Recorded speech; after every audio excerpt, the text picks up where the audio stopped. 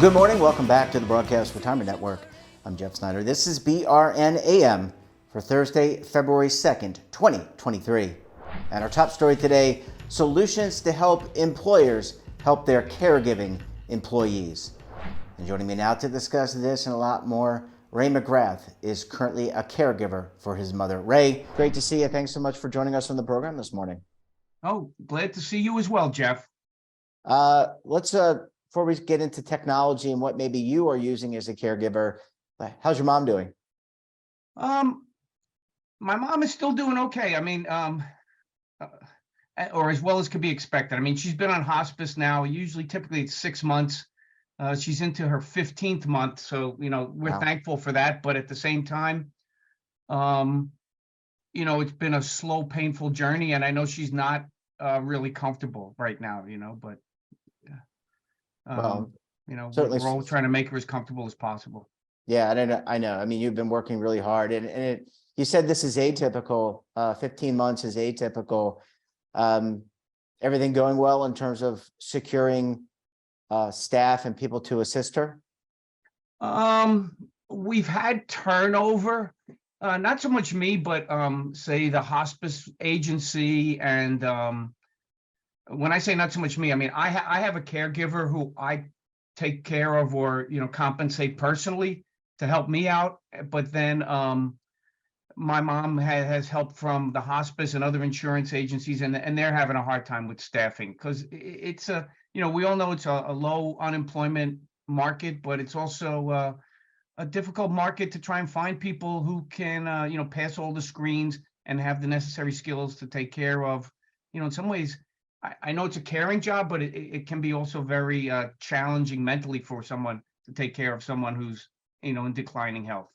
Yeah, well said.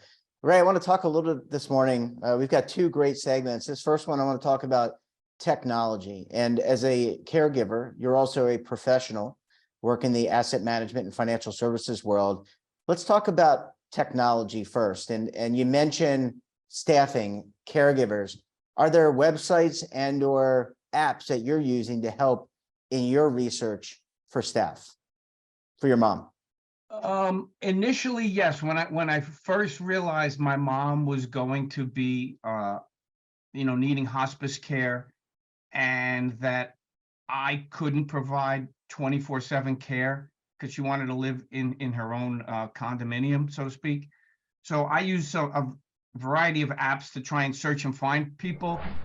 But in the end, I had a hard time finding folks that wanted to either, they wanted to just do 40 hours a week or not weekends and things like that. So in reality, I went back to traditional methods, friends and family who are kind of in my demographic, who are also trying to take care of their elderly patients and who they've used and relied on, and different networks. So like more community networks or church groups. And basically I found a few individuals, and then I had a choice at the time of people primarily from word of mouth or references from friends or peers. That's how it worked for me. Yeah, I think that's pretty interesting, given that we live in this world of social media and technology, but yet it's still the community, the actual physical community. Maybe that's the lessons there for the metaverse proponents. Ray, I want to ask you about finances, not personal finances, but what about technology to manage, now forgetting your budget, but your mom, there's a budget there allocated to caregiving. How do you tackle that? Do you use technology to do that? No, pretty much with my mom, I have a power of attorney. So, I mean, that's been helpful.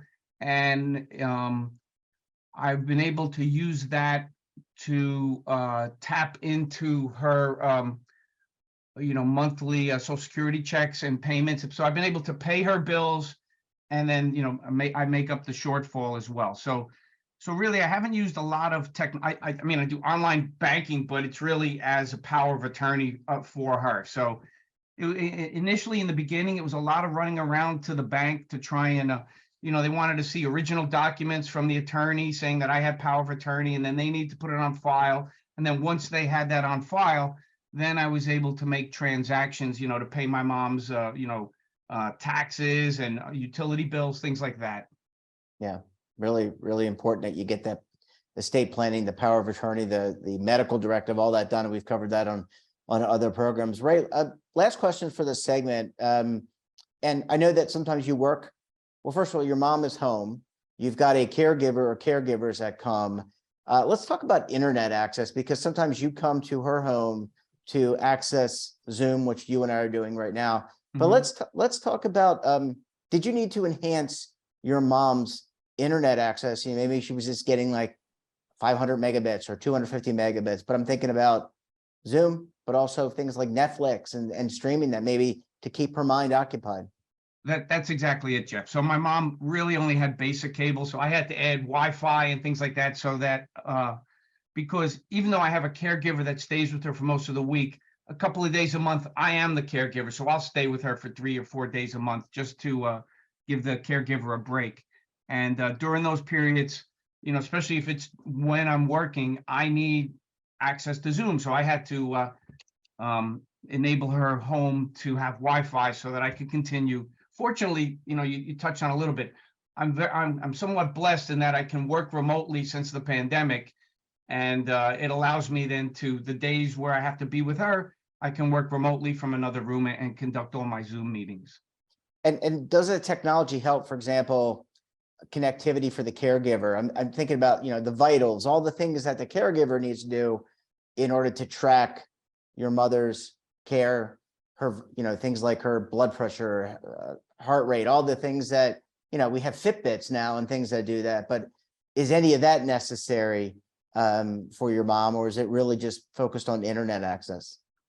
Yeah, it's, at least in my mom's case, it's none of that. I mean, there are nurses that stop in to see her 2-3 times a week, and they'll check her oxygen levels and things like that. But they're logging it into their own tool that the hospice company provides, I guess you could say. But really, the only technology my mom is using is, yes, to stream TV, which you know, lately she hasn't been too interested in. But really, the only one using technology there is myself, just to conduct my work or business, you know. Well, Ray, I need to take a very quick break. When we come back, we'll talk about what employers can do to improve the mental health of caregivers. You're going to want to stay tuned right here on BRN AM.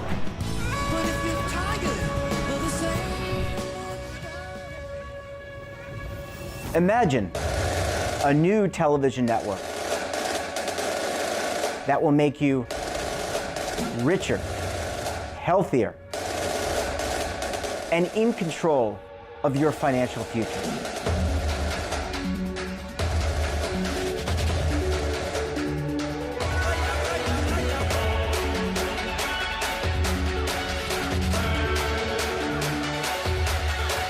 This network is for the policewoman in Nashville, Tennessee, the baker in Dubuque, Iowa, the teacher in Lexington, Kentucky. We want to make the idea of savings and retirement culturally relevant. But what do you see as a defining issue of the midterms, especially for the smaller businesses? I mean, they are the lifeblood of the American economy.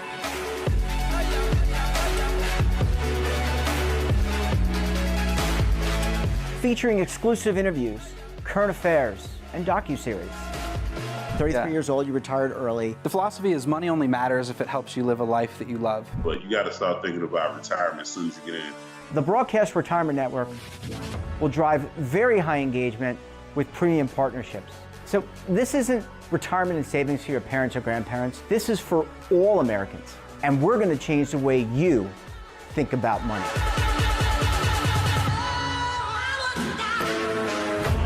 Welcome to the next frontier of retirement and savings. This is BRN, the Broadcast Retirement Network. Are you stuck with a low credit score? A credit report and score that's causing you to be denied credit or pay higher interest rates than others for the same things? Then do what Terrence did and call Credit Repaired for your free credit evaluation to help restore your credit. I started thinking about buying a new house, and my score wasn't where I needed it to be. I called and spoke with one of the representatives, and we just had a good conversation, and I liked what he was saying. Just one call for his free credit evaluation was all it took to start back on the track to repairing his credit. seeing the deletions and I'm getting the report, so I know something's being done. It does make a difference to me. All it takes is one call to get started. Credit repair has given me a second chance to have a better credit score. Don't let a low credit score hold you back another day. Do what Terrence did and make the call for your free credit evaluation.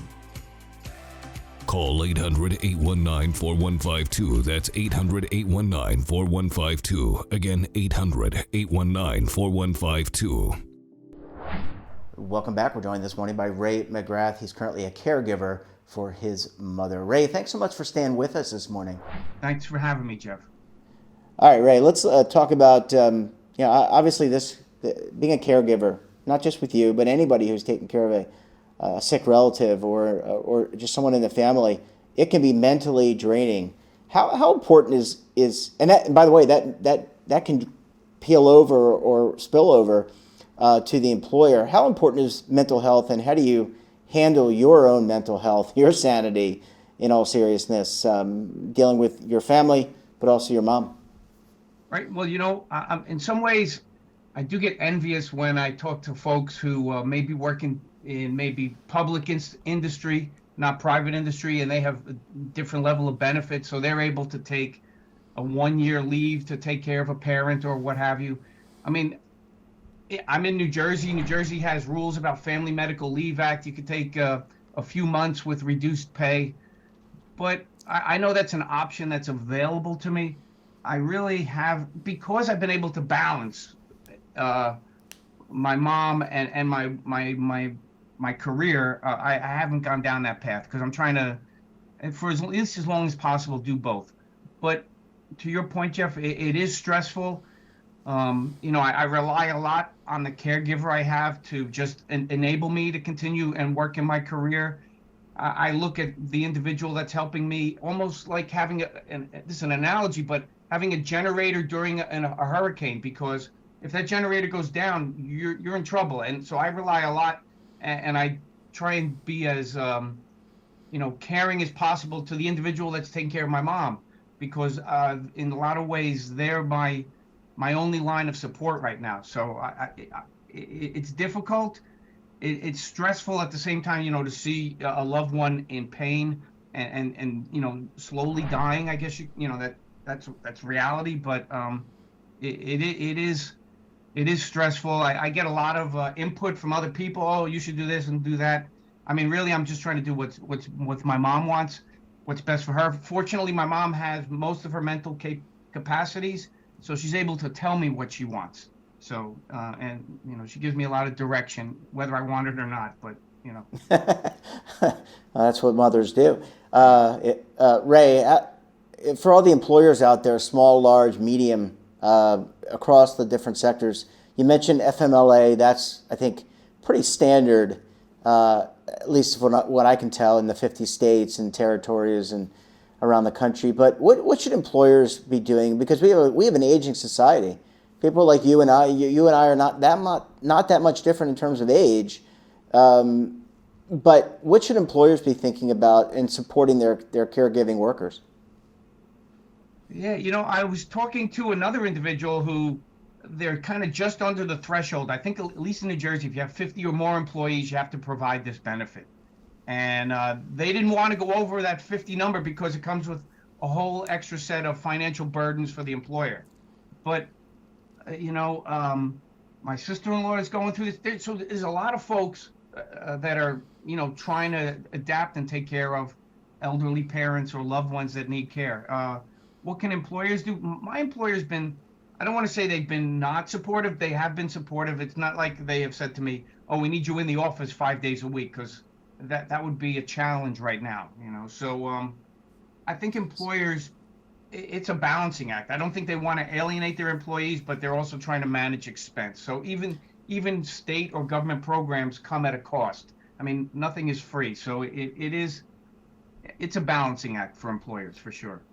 And what about employee benefits like employee assistance programs? I'm thinking about the mental. You're not in this situation. You seem to be balancing and managing it very well, although I'm sure there are very stressful aspects to what you're doing, both professionally and from a caregiving perspective. But what about employee assistance programs? and benefit programs, are they of value? Would they have been of value if available 15 months ago when you were going, where you could have made that phone call and said, hey, John Doe, Jane Doe, I need some help. How can I do this? Right. So we actually had through one of the employers had this service where they would search for nursing homes that had availability for a patient, and we gave them the geographic area, and we described what we were looking for, and the employer had this agency that went and searched within New Jersey, and basically they were coming back with what the monthly cost would be, and it was ranging, $13,000 to $15,000 a month. Maybe on the low end where there were some $12,000 a month facilities, but that for myself that was a big financial burden for me. So that's part of the reason my mom is at home and having at home care, because there's a whole host of issues with, if you go into a nursing home, there's this cost, but then you also have to sign away basically all your assets just to cover in case you run out of cash. So they want to be able to sell your home and things like that. So it was.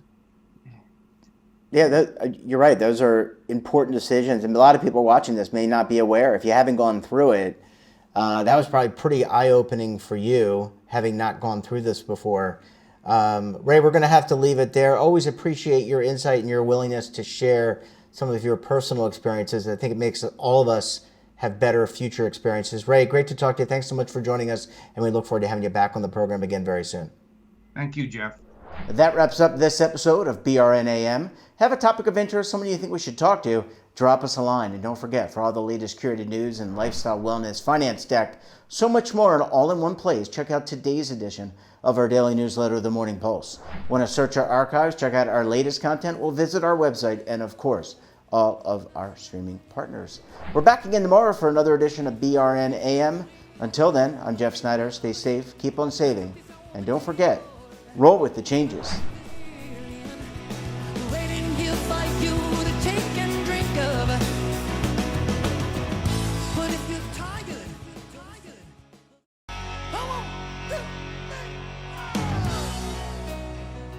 Now is your opportunity to co-create content around any topic on the first lifestyle and wellness network. Reach a global audience through our platform and co-own exclusive branded content.